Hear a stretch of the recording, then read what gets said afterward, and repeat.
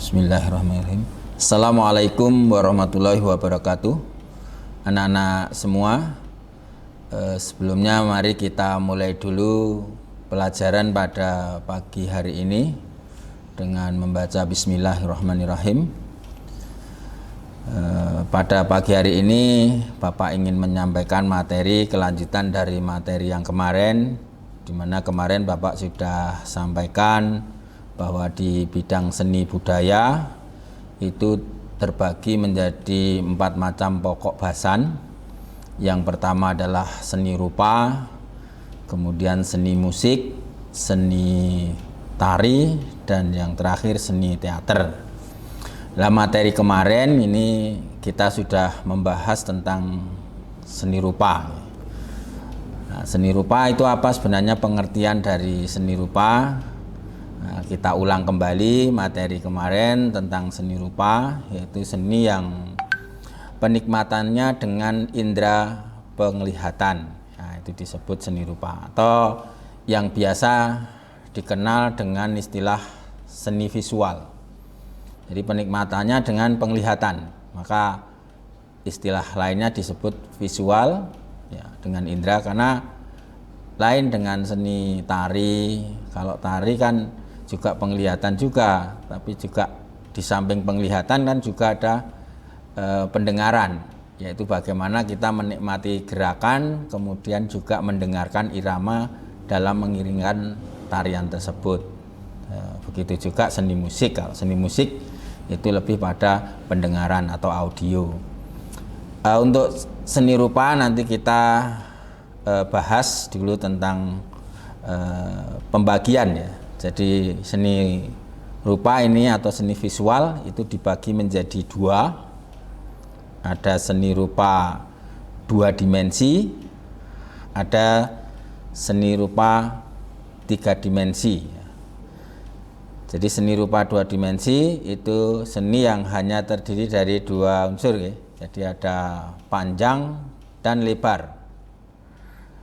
Kemudian yang seni rupa 3 dimensi itu seni rupa selain dia punya panjang dan lebar juga punya ketebalan.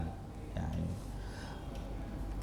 Next, untuk contoh misalnya untuk jenis-jenis seni rupa 2 dimensi ya, itu ada gambar. Jadi kalau kita melihat gambar misalnya yang ada di sekitar anak-anak ya, itu kan hanya memiliki 2 dimensi ya. Jadi dia hanya ada panjang dan ada lebar ya.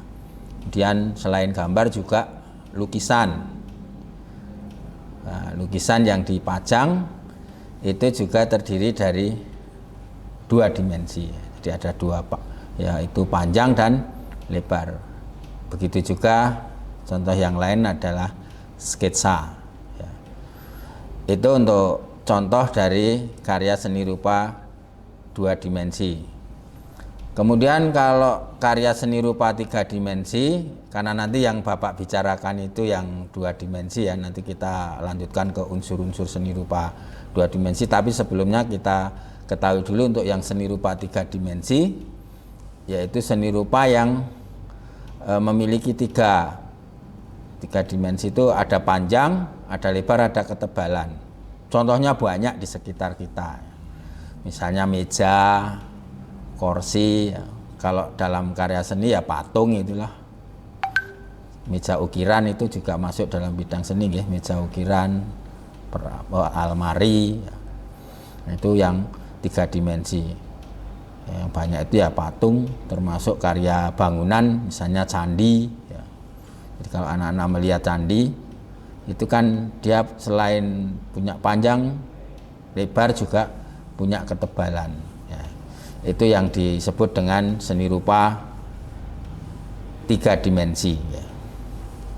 Nah, kemudian kita nanti lebih fokus pada seni rupa 2 dimensi, di mana dalam seni rupa 2 dimensi itu memiliki unsur-unsur ya, unsur-unsur yang harus kita ketahui ya. Yang pertama yaitu unsur paling kecil dalam karya seni rupa 2 dimensi, yaitu titik. Titik ini merupakan unsur terkecil. Jadi sebelum kita membuat garis, gambar atau yang lainnya, itu dimulai dari titik. Jadi pada hakikatnya apa yang ada pada gambar utuh itu diawali dari titik-titik yang dikumpulkan, nah, sehingga membentuk. Nah, maka unsur paling kecil itu adalah titik. Kemudian dari titik-titik itu nanti bergabung ya, dari titik-titik digabung menjadi berderet, rapat, berdekatan, maka akan membentuk unsur kedua, yaitu unsur garis ya. Jadi unsur garis.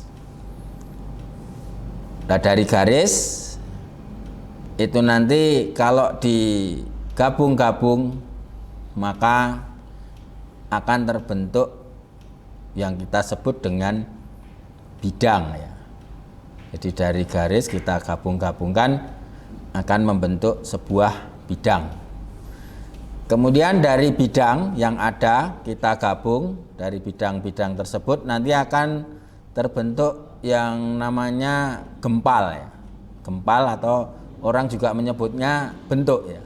Nah, bentuk itu unsur ya. Unsur yang keempat, gempal.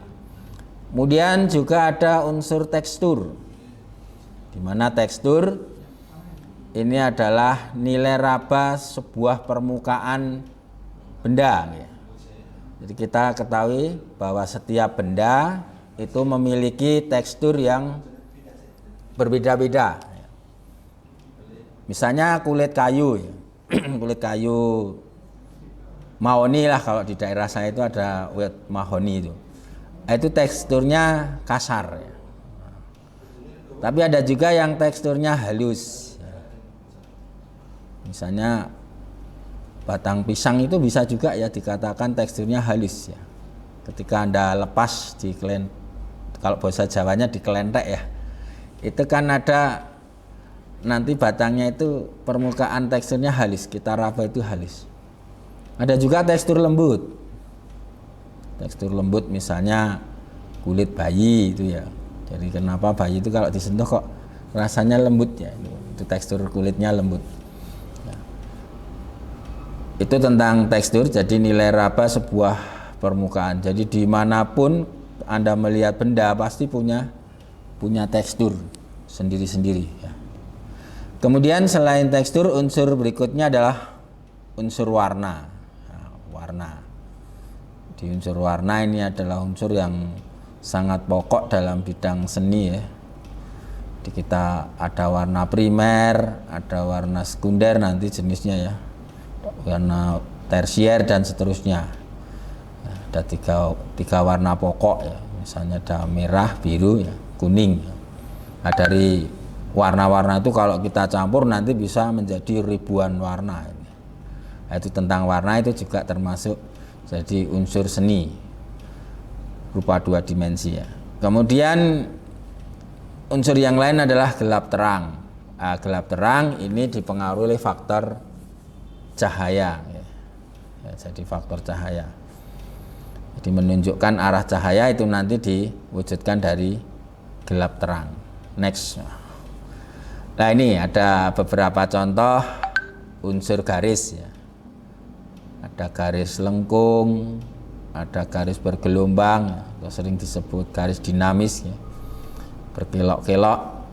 Kalau kita lihat ada macam-macam garis itu ya.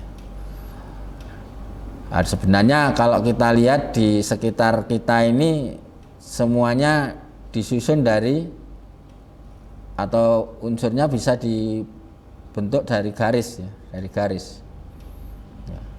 Dari garis yang diatur kemudian akan membentuk. Next, itu contoh-contoh garis. Kemudian bidang.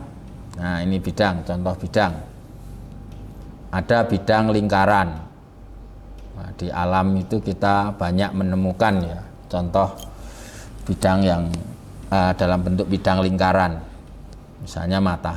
Kalau matahari itu bulat ya, tapi kalau dilihat dari bawah kan seperti lingkaran, apalagi di pagi hari itu waktu sunset ya, lingkaran. Kemudian roda itu ya bentuknya lingkaran ya. Nah, ini bentuk pisang. Kemudian ada persegi panjang ya, 4 persegi panjang, ada segitiga, kemudian bujur sangkar ya, kemudian ada jajaran ginjang, belah ketupat dan sebagainya. Itu disebut bidang ya. Next ya, bidang. Kemudian bidang ini pun masih dibagi lagi ya. Ya, ada istilah bidang organik ya, bidang organik itu contohnya dalam bentuk gambar kupu-kupu. Ini ada bidang organik ya. Jadi bidang yang memiliki bentuk seperti alam, itulah kalau lebih mudahnya ya. Jadi tidak bentuk segitiga tapi lebih pada ada lengkung-lengkungnya ya, dan sebagainya. Next. Kemudian tadi unsur bentuk ya, ada untuk bentuk atau gempal yang sering disebut dengan unsur gempal ya. Nah, unsur gempal ini pun juga ada yang bentuknya geometris ya. Seperti gambar itu ada gedung itu bentuknya geometris ya, bentuk kotak. Ada bentuk kotak, ada yang bentuk segitiga, ada yang piramid ya. Di Mesir itu kan ada peninggalan sejarah ya, zaman Fir'aun itu ada pembuatan bentuk berupa piramida. Nah, itu sebenarnya termasuk juga peninggalan karya seni Mesir ya, di mana kalau kita lihat itu piramid ya. Kemudian ada silinder ya. Ada silinder, bentuk silinder, ada bentuk kubus ya. Ada bentuk kotak ya, dan sebagainya. Next itu unsur bentuk ya. Kemudian bentuk organik itu ya contohnya seperti ini, gambar boneka itu ya. Ada panda, itu bentuknya organik ya, menyerupai alam. Ada boneka gajah dan sebagainya. Itu untuk bentuk-bentuk organik ya. Jadi ada. Kemudian next ya, kita lanjutkan pada tekstur ya. Tadi sudah saya sampaikan contoh, kita lihat contoh-contohnya. Dia ada tekstur halus, ada tekstur kasar, ada lembut ya. Nah, ini. Jadi nanti anak-anak bisa mengetahui tekstur ini halus atau tidak, itu bisa visual, bisa dengan cara diraba juga bisa. Dengan visual itu nanti biasanya kita melihat dari bentuk-bentuknya itu ya. Kalau seperti pada gambar itu, misalnya yang warna kuning ya, warna kuning itu kesannya kan lembut ya, atau halus ya. Itu berupa kain sutra ya, seperti kain sutra. Dan yang bentuk abu-abu yang sebelah kanan, ini sebelah kanan itu ada bentuk abu-abu ya, itu seperti pasir, itu kesannya kan kasar ya. Nah itu ya, itu terlihat ada bintik-bintik ya. Jadi kalau dalam bentuk gambar itu biasanya ada kesan gelap terangnya, itu nampak untuk membedakan apakah ini kasar atau halus ya. Itu bentuk tekstur. Nah, nanti banyak ya bentuk-bentuk yang intinya ya masing-masing mempunyai karakter sendiri-sendiri ya.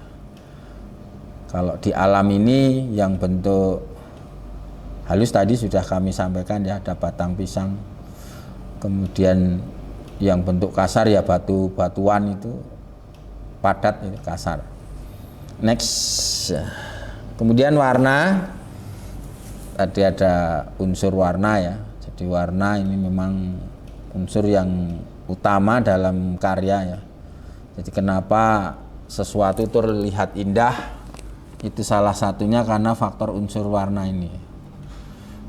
Nah, di mana ada unsur warna, ada merah, kuning, ya, ungu dan sebagainya. Ya, nanti kita pelajari untuk spektrum warna di kesempatan yang lain, karena memang banyak yang jelas, ada warna primer, ada warna sekunder, tersier dan sebagainya tadi unsur warna.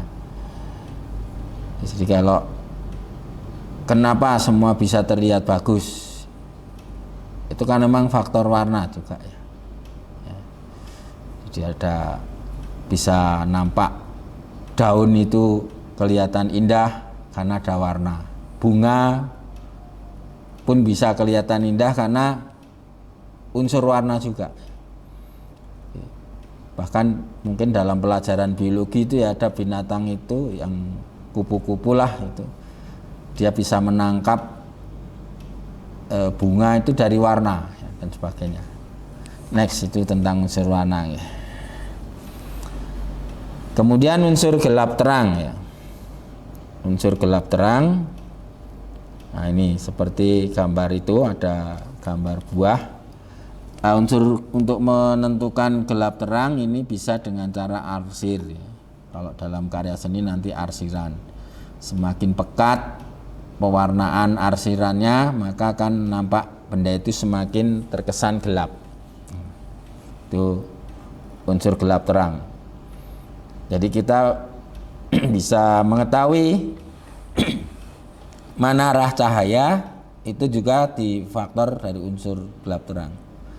Seperti pada gambar yang kiri ya, yang bola itu, nah itu yang terpanah itu terang gitu. Jadi kalau kita lihat berarti arah sinarnya kan dari sebelah kanan, sehingga yang gelap sebelah kiri itu bisa ditentukan dengan ini arsir ya, kepekatan arsir, sehingga benda itu akan nampak lebih gelap ya. Kemudian tadi tentang gambar, next ya, tadi kan Dawak sebutkan ada beberapa macam karya dua dimensi ya, ada gambar, ada sketsa dan sebagainya. Lah gambar, kita juga harus tahu pengertian dari gambar. Gambar itu hasil penggabungan dari titik, garis, bidang serta warna yang menjadi suatu bentuk ya. Ketika kita mau menggambar manusia ya, itu kan awalnya bisa dimulai dari titik ya. Seperti contoh karya pointilitis itu ya, pointilitis itu dari titik-titik digabung itu akan membentuk sebuah misalnya bisa wajah orang ya, bisa pemandangan alam dan sebagainya. Nah, itu disebut gambar. Jadi dia hanya merupakan penggabungan titik ya, di mana tidak terdapat istilahnya makna dan sebagainya. Nah, di situ ada contohnya misalnya gambar kartun ya, gambar kartun.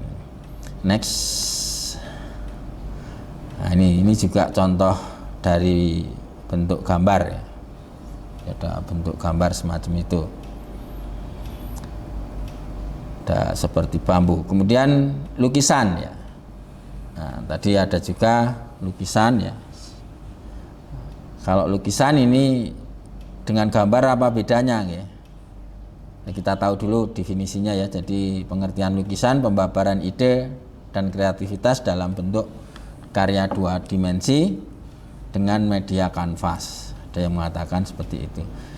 Jadi bedanya dengan gambar itu, kalau yang lukisan itu di situ ada unsur-unsur ide ya. Jadi ide atau konsep lah, di konsep. Misalnya kita melihat contoh ya, contoh karya lukisan ya. Tolong mungkin Mas dibukakan untuk yang lukisan panjenengan lewat Google ya, lewat Google ditulis saja macam-macam aliran. Mungkin yang di rumah bisa juga membuka ya di Google web tentang aliran-aliran seni ya, aliran-aliran seni. Nah, ini aliran-aliran seni. Jadi kalau lukis itu punya makna. punya makna, tidak sekedar pengumpulan garis-garis, tidak sekedar berupa titik-titik yang digabung, tapi juga ada makna dan ada pengelompokan. Jenengan tulis di web umum saja yang aliran-aliran seni. Jadi itu macam ada banyak, nanti bisa dilihat ya. Misalnya 9 aliran seni. Ya kita lihat atas dulu Mas, yang atas yang 9 macam ya, kita ada ciri-cirinya. Ke bawah lagi yang pertama ya. Misalnya aliran realisme ya.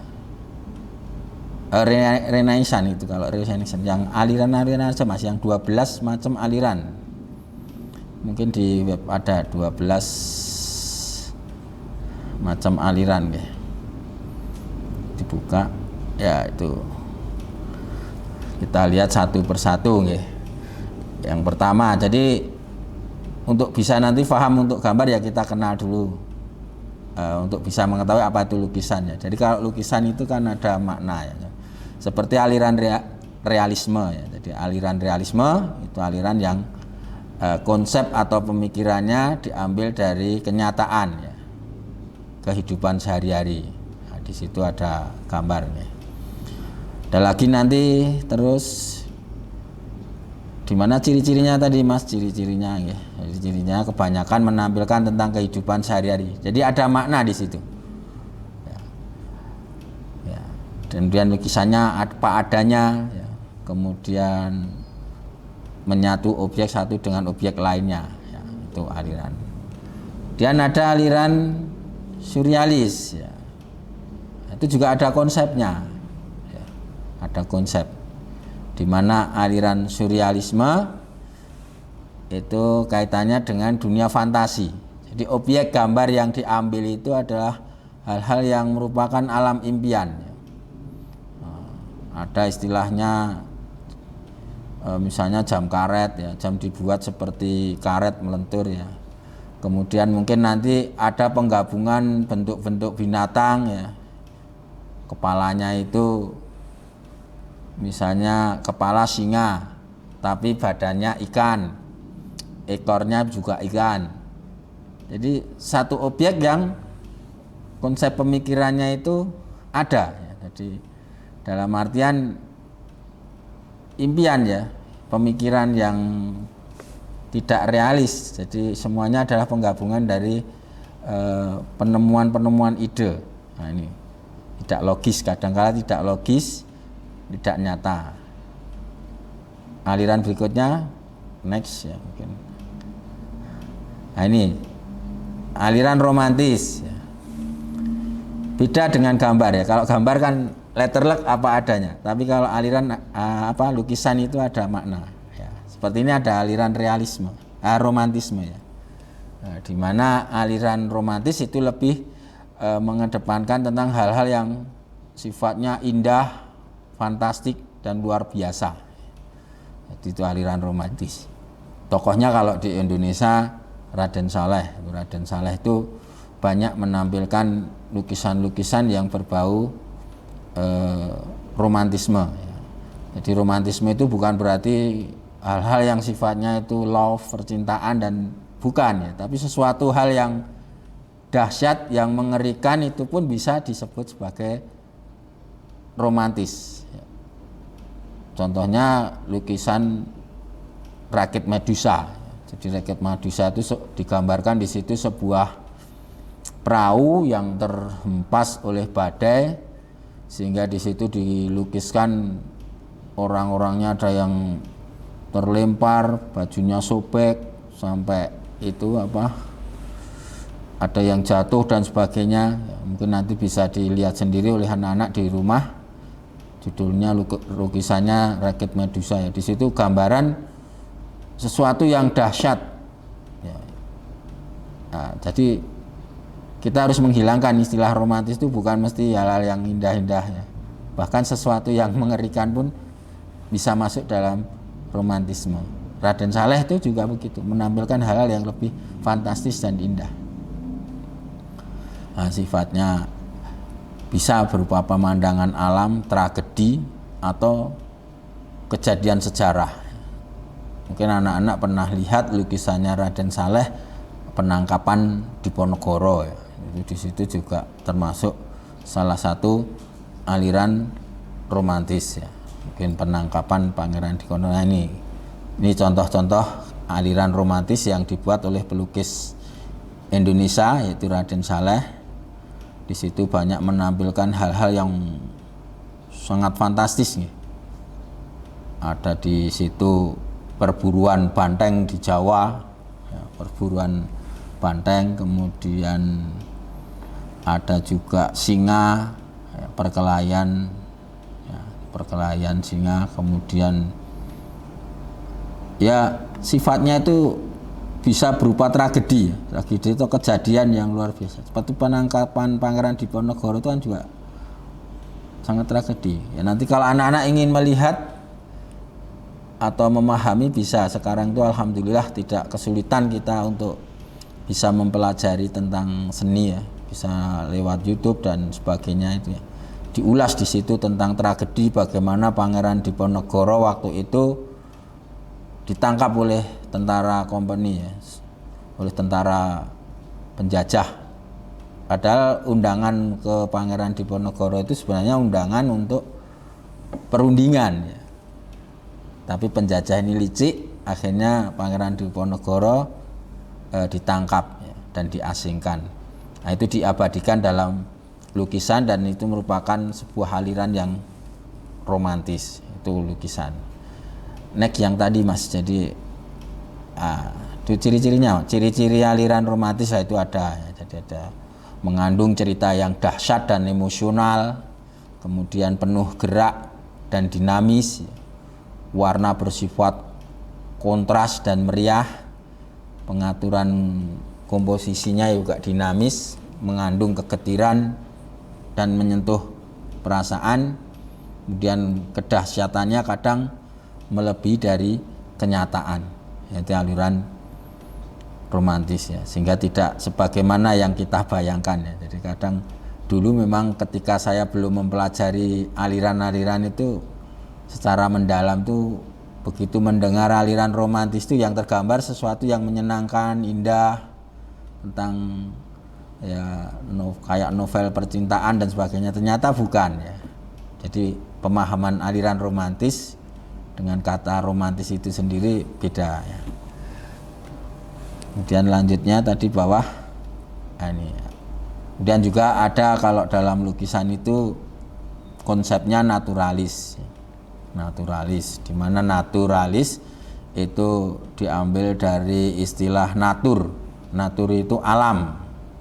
Di alam.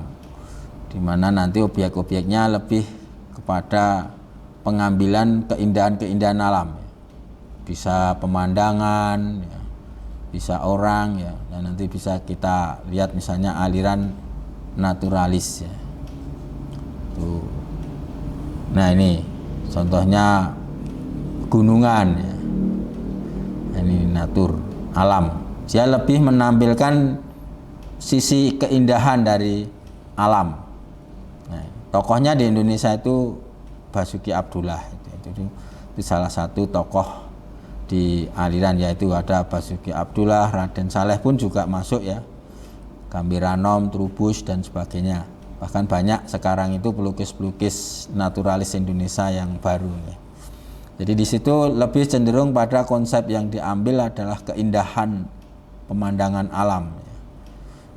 Misalnya bisa keindahan Gunung Merapi dan sebagainya. Dan aliran berikutnya impresionis ya. Jadi aliran impresionis itu adalah aliran yang berusaha menampilkan kesan yang ditangkap, objek yang ditangkap itu dibuat gambarnya itu secara kabur. Jadi tidak detail. Jadi impresionis, kabur, tidak mendetail. Nah, itu contoh ada gambar manusia ya, cuman di kesannya hanya sekilas pandangan gitu. Nah, justru karya-karya seperti ini yang sekarang banyak diminati ya, aliran impresionis ya. Dimana ciri-cirinya itu ada goresan kuas pendek dan tebal dengan gaya mirip sketsa ya, jadi memberikan kemudahan pelukis menangkap esensi subjek daripada detailnya. Kemudian warna didapat dengan sedikit mungkin pencampuran pigmen cat yang digunakan ya. Jadi supaya diharapkan untuk nanti tercampur secara optis ya, bukan otomatis, secara optis oleh retina. Kemudian bayangan dibuat dengan mencampurkan warna komplementer. Hitam tidak digunakan sebagai bayangan. Jadi kalau dalam istilahnya seperti mission blur, dikabur, gambarnya kabur. Ya. Tokohnya yaitu Claude Monet, Augustus Renoir, Camille Pissarro, ya, Edouard Degas dan sebagainya. Kemudian yang aliran lain untuk lukisan ya, itu ekspresionis ya. Di mana ekspresionis aliran ini lebih memberikan kebebasan ya, berekspresi. Di mana dikatakan juga aliran ekspresionis adalah suatu aliran yang memberikan kebebasan distorsi bentuk dan warna untuk melahirkan emosi ataupun menyatakan sensasi dari dalam berbagai objek maupun pemikiran senimannya. Tokohnya di Indonesia itu Affandi. Jadi Affandi itu salah satu tokoh ekspresionis Indonesia, di mana karyanya luar biasa itu nih. Bahkan tidak saja Affandi ini milik Indonesia, tapi sudah menjadi milik dunia, di mana dia memiliki ciri khas karya tersendiri. Coba Mas nanti bisa dibuka, silahkan nanti anak-anak juga membuka tentang aliran lukisan karya-karya Affandi, di mana objek yang digambar itu sesuai dengan keinginan. Misalnya potret diri itu potret diri Affandi ya ini. Jadi dia melukis wajahnya sendiri pun ya sesuai kehendak hatinya ya.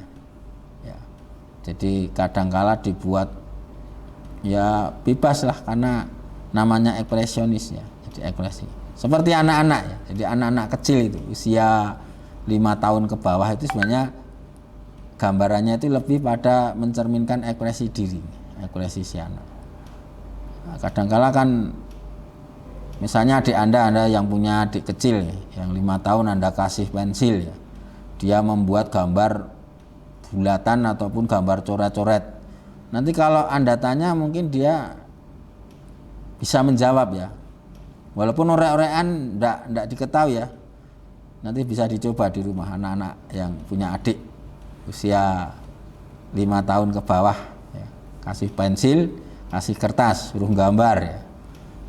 Nah, nanti Anda tanya ini gambar apa, nah, misalnya coretan-coretan yang tidak jelas tapi dia bisa mengatakan ini ayam misalnya. Nah, kita hendaknya ya harus dewasa ya, mungkin karena kadangkala orang kan mematikan kreativitas anak-anak ya. Ayam kok kayak gini, nah, kita nggak boleh karena itu ekspresi anak ya. Jadi dia menggambar ayam ya orek-orekan seperti itu ayam ya. Ya kalau kita bijak ya kita istilahnya ayam bagus sekali ya, dilanjutkan bikin ayam-ayam yang lagi, sehingga dia terbiasa untuk keberanian berkarya. Nah, kadangkala kita kurang apa ya istilahnya positif dalam merespon kreativitas anak, sehingga mematikan kreativitasnya. Dia bilang ayam karena orek-orek seperti itu, kita langsung mengkonter, ayam kok kayak gini ya, besok lagi takut mau berkarya ya.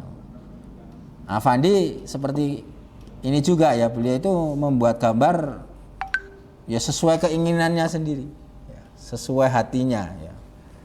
Mau bikin wajahnya dibikin seperti itu ya, tidak seperti aslinya karena ekspresionis ya. Maka ini dikenal menjadi sebuah aliran tersendiri yang cukup bagus ya di ekspresionis. Termasuk perahu misalnya, dia menggambarkan perahu ya. Nah, perahu itu dibuat ya coretan-coretan ya. Tapi secara bentuk mungkin masih bisa ditangkap ya. Bahkan ada yang tidak bisa ditangkap ya. Misalnya karya Fandi yang itu Kosema itu masih ada di sebelah itu. Itu. Yang atasnya ibu-ibu tadi. Atasnya gambar ibu tadi. Nah, itu. Itu kalau kita lihat kan sulit dipahami itu. Kayak gambar apa itu. Karena ekspresi diri ini. Ini disebut aliran ekspresionis. Kemudian yang berikutnya Mas, aliran-aliran, jadi supaya nanti kita juga tahu bedanya gambar dengan lukisan. Abstraksionisme ya. Jadi di mana aliran yang menggunakan warna, bentuk, cara non rasional, jadi lebih bebas lagi ini. Jadi disebut abstrak ya. Ada nanti abstrak kubis, ada abstrak non figuratif. Kubis itu abstrak yang bentuk-bentuknya masih berupa bentuk-bentuk kotak, segitiga dan sebagainya digabungkan ya. Kubis ya, ini ya contoh aliran kubisme. Jadi di situ walaupun bebas tapi masih bisa kita kenali ya. Oh, itu adalah unsur-unsur geometris dari kotak, segitiga, lingkaran yang disusun dan sebagainya. Ada non figuratif.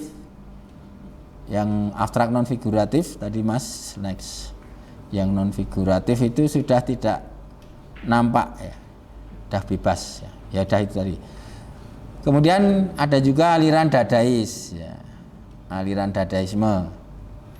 Jadi aliran dadais itu adalah aliran yang bentuknya lebih menggambarkan hal-hal yang sifatnya itu artistik ya. Bentuknya bisa seram, magic, mengerikan, kekanak-kanaan, dan mengesankannya. Seperti penggabungan gambar-gambar. Nah, itu contohnya. Next. Kemudian ada juga aliran futurisme. Nah, aliran futurisme adalah aliran yang menggambarkan objek lukisan yang terlihat seperti bergerak. Jadi objek yang digambar diulang-ulang beberapa kali sehingga terkesan ada gerak. Itu aliran futuris ya. Lagi tadi ada lagi juga aliran fauvis ya. Jadi aliran yang memberikan kebebasan berekspresi sehingga banyak objek lukisan yang dibuat secara kontras aslinya ya. Jadi itu fauvis. Misalnya orang bisa membuat gambar pohon pisang itu warnanya tidak hijau ya, dibuat merah, daunnya dibuat biru. Nah, itu bisa dimasukkan nanti dalam aliran fauvis. Jadi di mana tidak ada ikatan yang namanya daun harus hijau, kemudian misalnya langit harus biru. Bisa langit nanti dibuat warna apa ya, kuning semua, atau mungkin dibuat warna coklat ya. Atau bisa juga nanti langit dibuat hijau dan sebagainya, itu fauvis ya. Jadi tidak ada ikatan. Gajah misalnya, gajah kalau kita lihat di alam kan abu-abu, tapi nanti kalau dilukis dengan aliran fauvis itu bisa bentuknya mungkin gajah itu warnanya biru ya, biru, kemudian dibuat atau ada yang diberi warna misalnya hijau, itu ya boleh. Nah, itu aliran fauvis. Dan yang terakhir ada juga aliran yang ke-12 itu klasisme ya, ini dipengaruhi oleh masa Romawi. Kembali kepada slide tadi ya. Jadi dari situ kita akan bisa mengetahui bagaimana perbedaan gambar dan lukisan. Jadi kalau lukisan itu memang ada unsur-unsur konsep ya, konsep. Jadi misalnya sama-sama ada gambar ayam ya.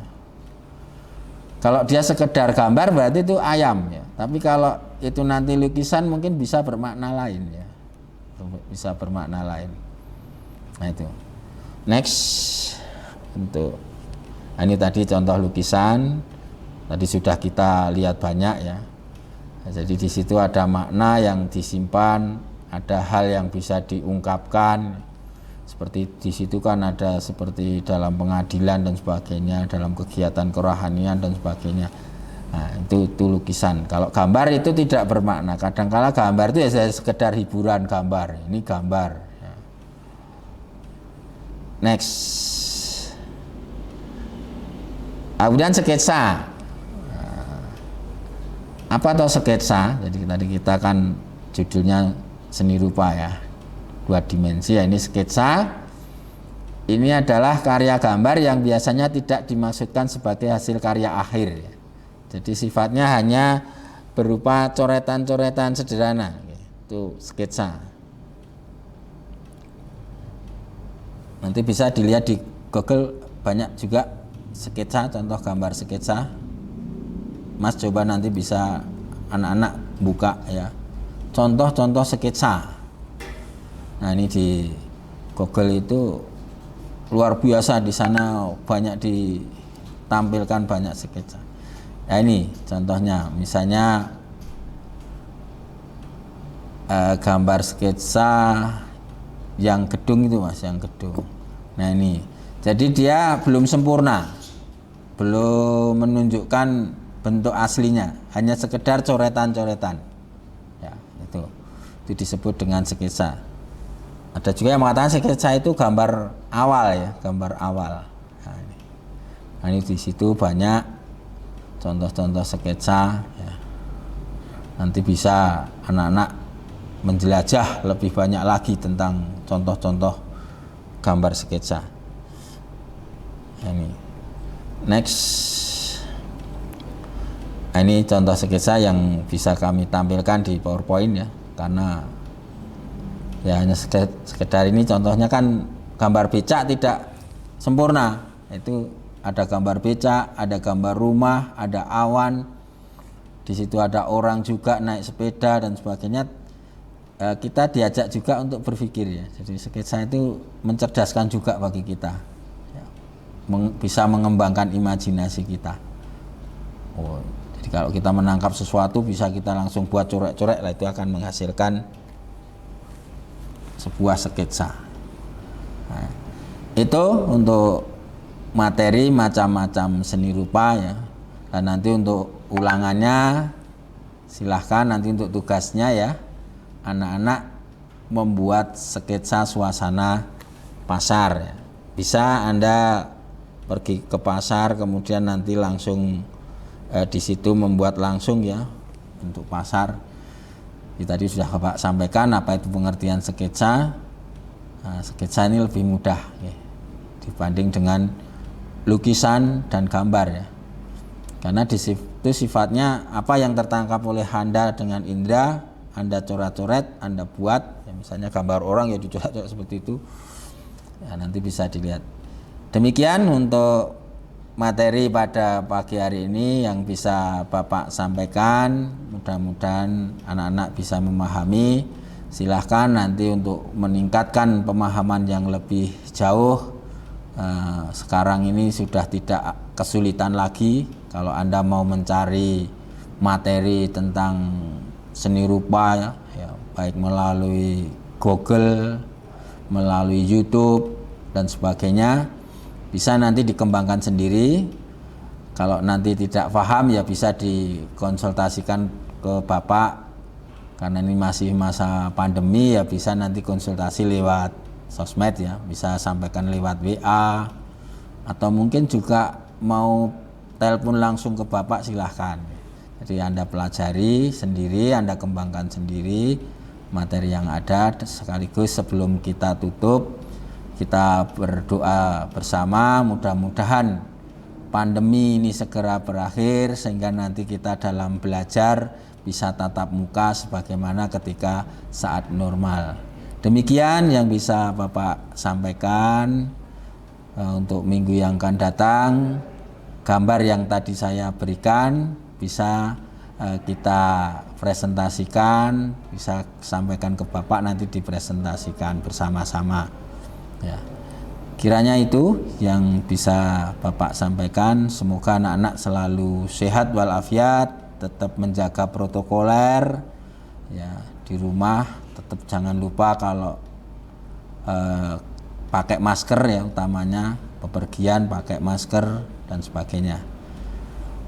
Itu pesan Bapak. Mari pelajaran pada pagi hari ini kita akhiri. Alhamdulillahirrabbilalamin. Assalamualaikum warahmatullahi wabarakatuh.